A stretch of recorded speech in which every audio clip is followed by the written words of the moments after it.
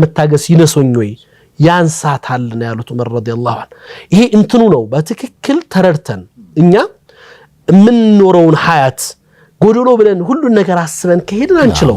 በቃ ይሄና መነጋገር መልመድ በህይወታችን ውስጥ ትልቁ ነገር እኔ ብቻን በተለይ አዲስ ተጋቢዎች ትዳርን የሚያስቡ ሰዎች በቃ የሹራ ጊዜ በህይወታቸው ውስጥ ይኑር የህይወት አካል ነው መሆን ያለበት ዊርድ ይኑራቸው አብረው የሚቀማመጡበት ስለ ህይወት የሚነጋገሩበት በሳምንት አንዴ 10ም 20 ደቂቃ ቁጭ ብለው በሳምንቱ ውስጥ ስላሳለፉት በኔ ምን ተደሰትክ ምን ተከፋህ ምን ተከፋሽ ምን ተደሰትሽ የሚባባሉበትን ሐያት የሚነጋገሩበትን ነገር ካልሆነ እኮ ሁሉ ነገር ሞላ መስሉ ለክ እዚያች ሴት ዑመር መተከሰሽ ሴት አለች አይደለ መታባሏን ሰኞ ቀን ቀዷ በሚሰሙበት ቀን የአሚረል ሙእሚኒን ባህሪ አላህን ይፈራል ሌሊት ይቆማል ቀን ይጾማል ሷሊህ ሰው ነው ሙጃሂድ ነው አለቻቸው ሌላ አሳሏት በቃ ይሁን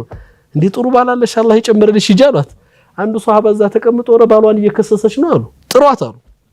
ምንድነው ያልሽው አሏት ያንን ረቀበችው ያመሰገነችው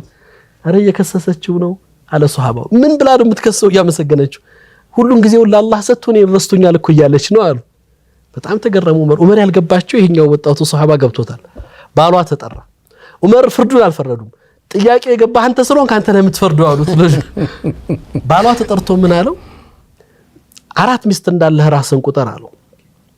ሶስቱን ለአላህ ሰጥ አንዱን ለሷ